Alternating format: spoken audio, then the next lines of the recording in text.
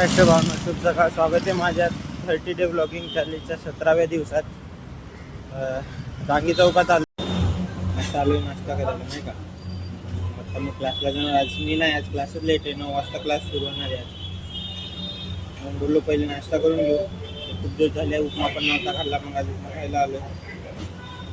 खूप भारी उपमा असते इच्छा ट्राय करा. लेकिन ये साला कर क्या रहा है यहाँ पे?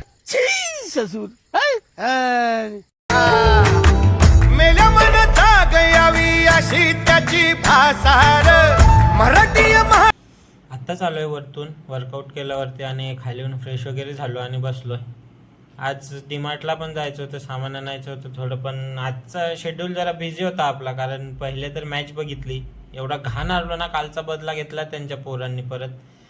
आणि आता आहे कबड्डीची फायनल. हे तर मिस नाही करू शकत, कारण पुणेरी पलटण जीव आहे आपली. भावानो दबंग दिल्ली जिंकली आहे मॅच. खराब वाटतंय आपली टीम हारली, पुणेरी पलटण आपली फेवरेट टीम होती. बाकी प्लेयर्स वगैरे सगळे चांगले खेळले.